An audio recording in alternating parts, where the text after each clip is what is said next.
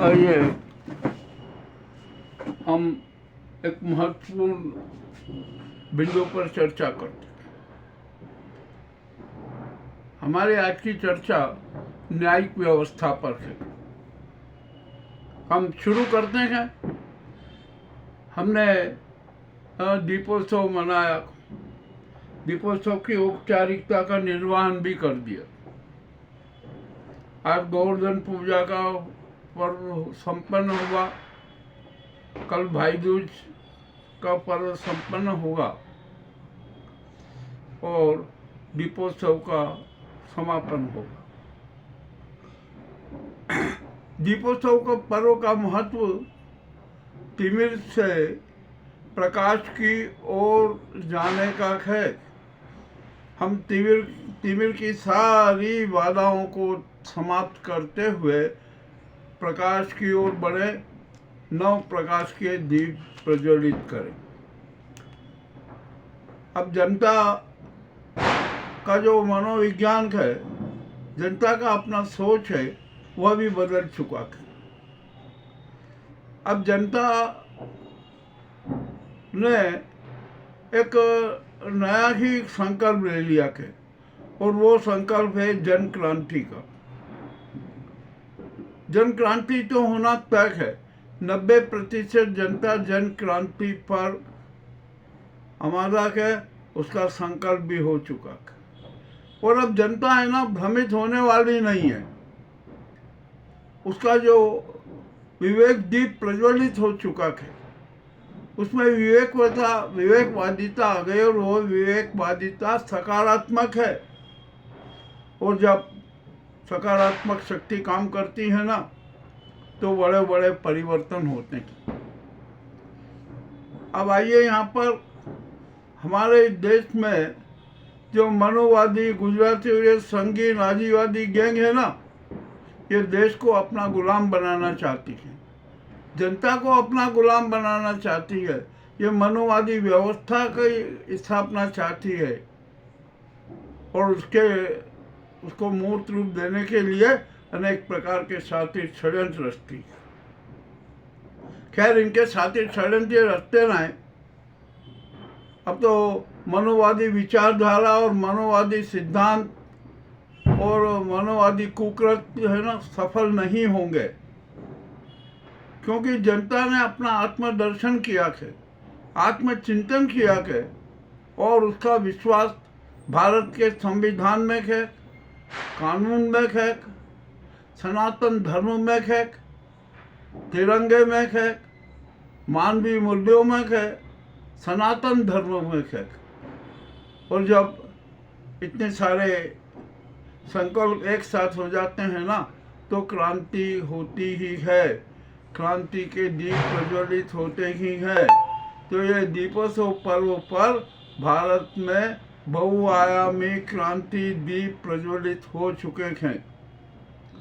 अब यहाँ पर हमारी जो न्याय विभाग को समाप्त करना चाहते थे, उसकी क्रूर हत्या करना चाहते थी ये नाजी गुजराती गैंग, ये संघी चेहरे और ये मनोवादी उन्मादी चेहरे, किंतु उनके अब सारे षड्यंत्र नाकाम हो गए और अब भविष्य में भी इस प्रकार के षड्यंत्र नहीं रच सकेंगे।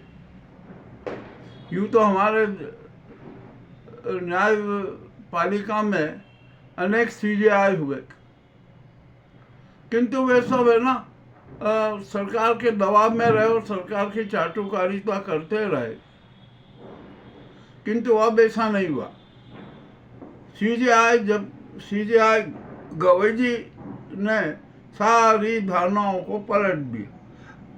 उन्होंने तो स्पष्ट कह दिया कि राष्ट्र का संचालन संविधान से होगा, कानून से होगा, और कानून से ऊपर और कानून से बड़ा कोई नहीं है, चाहे वो प्रधानमंत्री हो, राष्ट्रपति हो या कोई भी हो, मंत्री हो, नेता हो, सभी है। कानून की निगाह में सभी आदमी समान है।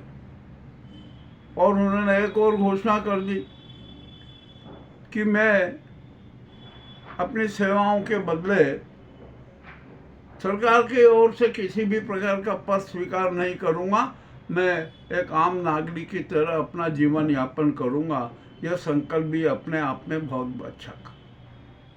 और हम सीजा गवई जी के बारे में जानते हैं कि उनके आदर्श बुद्ध रहेंगे, तो उनके दिलो दिमाग में, उनके विचारों में सत्य के प्रति समर्पण तो है ही। अब इसी के साथ वे आम्बेडकर के सिद्धांतों से भी अभिभूत हैं। उनके आदर्श आम्बेडकर भी रहे हैं और उनके सिद्धांतों को, उनके विचारों को गवई जी ने आत्मसात किया है। अब हम यहाँ पर कोई बड़ी बात नहीं कह रहे हैं कि सीजीआई गवई जी को हम आम्बेडकर विचारधारा का राजदूत कह सकते हैं, या हम उन्हें मिनी आम्बेडकर भी कह सकते हैं, जो अभी उन्होंने जो सुधार की प्रक्रिया अपनाई है। तो मिनी आम्बेडकर जी ने न्यायिक क्रांति की मशाल जला दी है, न्यायिक क्रांति के दीप प्रज्वलित कर दिए। आइए अब उन्होंने क्या किया, हम इसके बारे में विशेष चर्चा करें। अभी तक न्यायपालिका में आरक्षण को लेकर एक बड़ी विचित्र स्थिति थी। एससी एसटी का नाम मात्र का आरक्षण था और सभी पदों पर स्वर्ण जाति के, उच्च जाति के लोग ही विराजित थे। किंतु सीजीआई गवई जी ने ये सारी धारणाएं पलट दी। 60 साल पहले का निर्णय ही बदल दिया। उन्होंने एक ताजा निर्णय दिया कि अब सुप्रीम कोर्ट में कर्मचारियों की नियुक्तियों में, न्यायाधीशों की नियुक्ति में एससी एसटी के साथ साथ ओबीसी का भी आरक्षण रहेगा, दलितों का भी आरक्षण रहेगा। ये उन्होंने बहुत बड़ा एक नियम बदल दिया। तो अब यहाँ पर जो न्यायालयों में न्यायाधीशों की संख्या जो अभी तक स्वर्ण समाज के लोगों की ज़्यादा होती थी, अब वहाँ पर एससी एसटी और ओबीसी, दलित, अति दलित वर्ग के लोगों को भी आरक्षण मिलेगा और उनकी संख्या बढ़ेगी। यह बहुत बड़ा क्रांतिकारी निर्णय है। इससे बहुत अच्छा बात हुई है कि अब यहाँ पर इस देश में मनुवादी विचारधारा नहीं चलेगी, संविधान की विचारधारा चलेगी, उसी के अनुरूप राष्ट्र का संचालन होगा। और जो एक न्यायिक व्यवस्था में कमी थी ना ओबीसी की, वो भी उन्होंने पूर्ति कर दी। बहुत बहुत अच्छा निर्णय दिया, सब कुछ दिया। अब यहाँ पर हम गवई जी को एक जरा सा सुझाव देना चाहते हैं। आम्बेडकर जी ने जो आरक्षण दिया था ना, आरक्षण की व्यवस्था की थी, उसमें थोड़ा एक संशोधन करने की जरूरत है। देखिए, जब आरक्षण की व्यवस्था की गई ने, जो 20 साल में खत्म होना था, वो अभी 50 साल 60 साल में भी खत्म नहीं हुआ। उसमें एक थोड़ी सी गलती हो गई। यह हुआ कि आरक्षण की हमने इकाई तय नहीं की संविधान में कि आरक्षण की इकाई क्या होगी, व्यक्ति होगा या परिवार होगा। यह एक बात जरा गंभीरता से विचार करने की जरूरत है। हुआ ये कि आरक्षण की इकाई न होने के कारण एक ही परिवार के 5-5 सदस्यों ने आरक्षण लिया और उसी समाज के जो जरूरतमंद लोग थे, जरूरतमंद परिवार थे, उनको आरक्षण की सुविधा नहीं मिल पाई। तो इसके लिए अब जरूरी है कि आरक्षण की यूनिट भी बनाई जाए, इकाई भी बनाई जाए। और हमारा अपना सोच है कि आरक्षण की इकाई है ना, परिवार होना चाहिए। और वो परिवार चाहे विभक्त हो या संयुक्त हो, एक ही माना जाएगा। एक परिवार को, एक व्यक्ति को आरक्षण की सुविधा होना चाहिए। ये भी एक बड़ी क्रांति होगी यदि ऐसा कर दिया तो। और ऐसा करने से है ना, जो वंचित परिवार हैं उनको लाभ मिलेगा, उन्हें अवसर मिलेगा और एक नई सामाजिक एकता होगी, पारिवारिक एकता आएगी। ये भी ऐसा भी एक नई क्रांति कर दे। यह हमारा सोच है, विचार है। यहाँ पर एक समस्या आएगी कि जिन परिवारों ने के सदस्यों ने एक से अधिक लोगों ने आरक्षण का लाभ ले लिया है, तो उनके बारे में क्या होगा, ये एक थोड़ी जटिल समस्या आ सकती है। इसके बारे में भी एक अच्छा कोई निर्णय, अच्छा रास्ता निकालना चाहिए।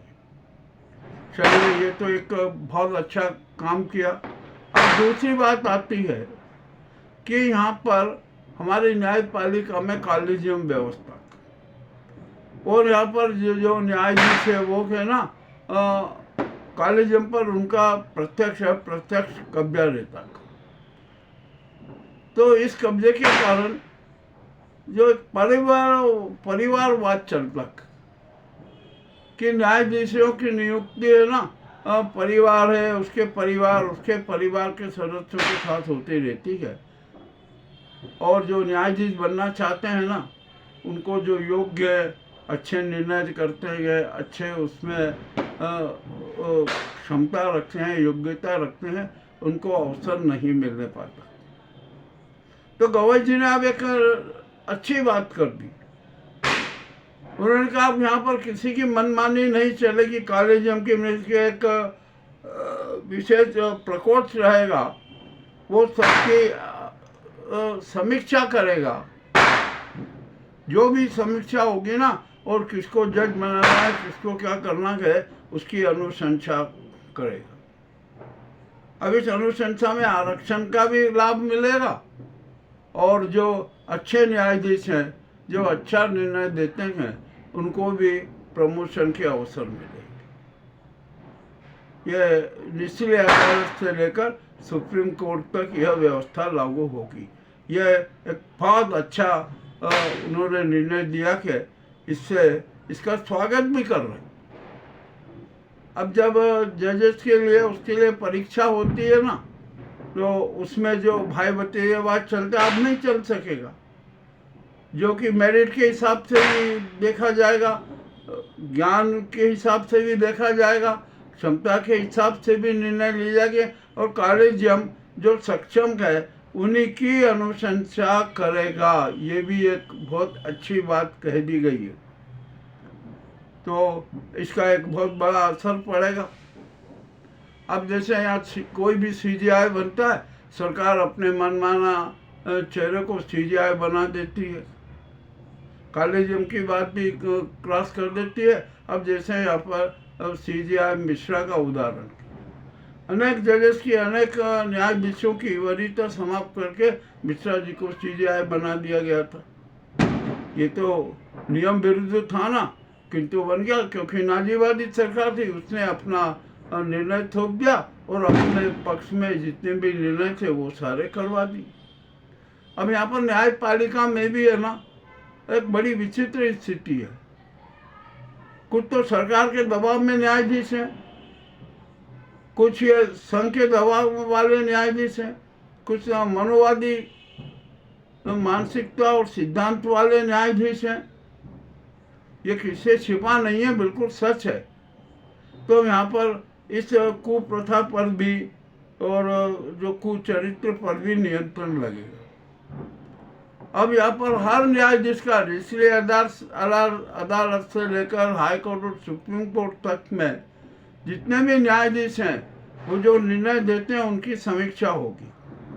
और समीक्षा के आधार पर उन्होंने कितने निष्पक्ष निर्णय दिए, पारदर्शी निर्णय दिए, किसी के दबाव में नहीं आए हैं, संविधान की रक्षा वाले निर्णय दिए हैं, मानव अधिकार के रक्षा वाले निर्णय दिए हैं, सत्य परख निर्णय दिए हैं, उनकी समीक्षा हो जाएगी, उनकी पूरी रिपोर्ट बनेगी, चार्ज अच्छी और शीट बनेगी, और उस रिकॉर्ड के आधार पर जो न्यायाधीशों का प्रमोशन होगा।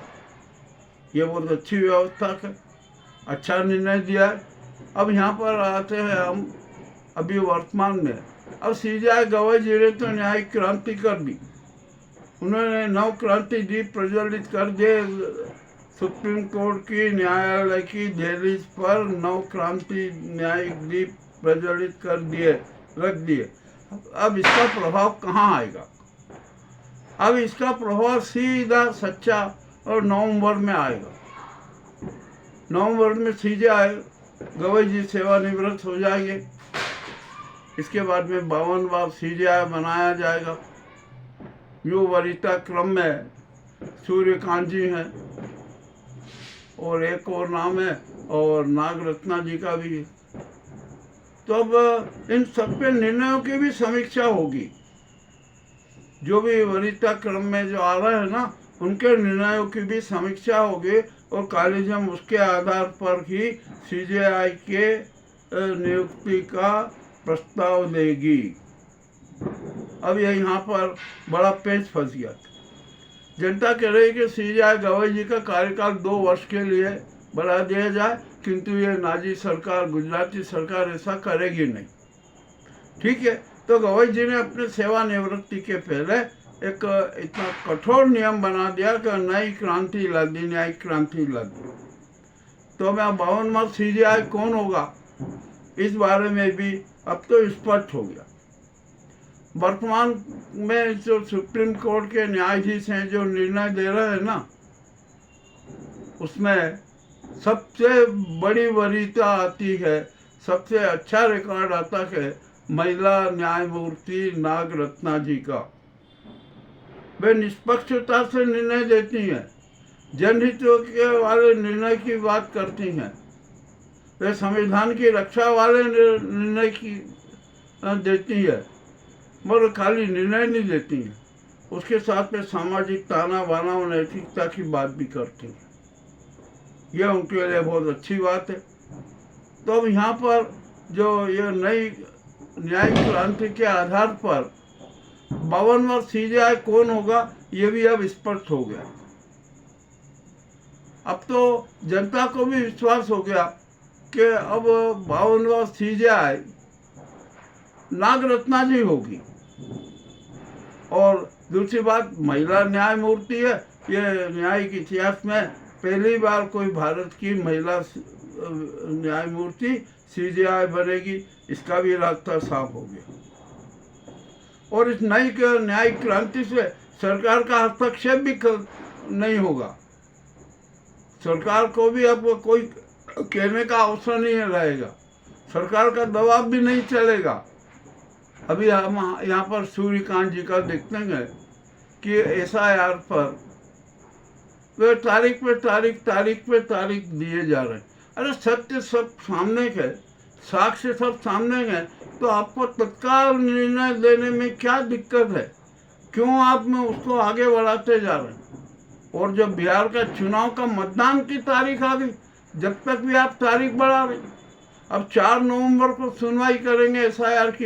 अरे एसआईआर की जो मतदाता सूची में कितना धोखाधड़ी, कितना फ्रॉड हुआ है, ये सारा स्पष्ट हो गया। क्या तो न्यायमूर्तियों को तो तत्काल उसी समय निर्णय दे देना था कि जो चुनाव आयोग ने जो ये गलत ढंग से और प्रदूषित और दूषित और अन्यायपूर्ण जो नई मतदाता सूची बनाई है ना, इसको रद्द की जाती। यह निर्णय कभी से हो सकता था, किंतु नहीं हुआ। 4 नवंबर तक डाल दी। अरे ये सूर्यकांत जी के लिए एक सबसे बड़ा डिफेक्टिव पॉइंट बन गया। अब उन्होंने की जो उनकी वरीयता थी ना, वो उस पर एक अवरोध खड़ा हो गया। और नागरत्ना जी का ऐसा कोई भी निर्णय नहीं है कि जो विवादास्पद हो, जो न्याय विधा के खिलाफ हो, तो उनकी वरीयता का क्रम आगे बढ़ जाता है। इस आधार पर अब 52वें सीजेआई है ना, महिला न्यायमूर्ति नागरत्ना होने के पूरे आसार हैं। ये गवई जी ने एक बहुत बड़ा रास्ता खुला कर दिया। अब तो हर न्यायाधीश अपनी वरीयता और अपनी श्रेष्ठता प्रदर्शन करने के लिए न्यायिक निर्णय देंगे, सत्यवादी निर्णय देंगे, सत्यपरक निर्णय देंगे। अब यहाँ पर तारीख पे तारीख नहीं बढ़ेगी। और यहाँ पर जो वकीलों का जो एक गोरख धंधा चल रहा था ना, वो भी बंद हो जाएगा। और दूसरी बात, जो न्यायाधीशों की जो कुछ जो नाजीवादी गुजराती गैंग की जो बंदवा थे उनके दबाव में आते थे, संघी विचारधारा से जुड़े हुए थे, मनोवादी विचारधारा से जुड़े हुए थे, उनमें भी खलबली मच गई कि अब नहीं होगा, अच्छे स्पष्ट निर्णय लेना पड़ेगी। और हमारी न्याय विधा में एक जनता ने एक गवाई जी ने जन क्रांति कर दी, किंतु जनता ने भी एक न्यायिक क्रांति कर दी। उसने भी कहा कि सुप्रीम कोर्ट से लेकर निचली अदालत तक जो भी निर्णय देती है ना, उसकी समीक्षा जनता कर सकती है और जनता करेगी। जब इसका आधार क्या होना चाहिए, बस यह एक अहम मुद्दा है, जो लोक हित को प्रभावित करते हों, जो जन कल्याण की भावना वाले निर्णय हों, उनकी समीक्षा जनता कर सकती है और वो न्यायालय के सामने प्रस्तुत कर सकती है, सीजेआई के सामने प्रस्तुत कर सकती है। यह जनता के इस चेतना से अब तो न्यायाधीश भी बड़े सतर्क हो गए हैं, अब वे पक्षपातपूर्ण निर्णय नहीं ले सकेंगे। ये एक जो न्यायिक क्रांति का नया अध्याय शुरू हुआ है ना, उसके लिए सीजेआई गवाई जी को हार्दिक हार्दिक बधाई। पूरा एससी, एसटी, ओबीसी, दलित, पिछड़े सब उनका सम्मान कर, सब उनको बधाइयाँ दे रहे हैं। उन्होंने एक जो नई न्यायिक क्रांति के दीप प्रज्वलित कर दिए है ना, देश की जनता उन्हें बधाई दे रही है। अब यहाँ पर जो ये मनोवादी चेहरे हैं, गुजराती गैंग के चेहरे हैं, नाजीवादी संघी चेहरे हैं ना, ये जरूर आलोचना करेंगे, किंतु उनकी आलोचना व्यर्थ है, कोई मतलब नहीं है। जो कॉलेजियम पर जो आरोप लगते थे ना, अब वे आरोप भी नहीं लग पाएंगे।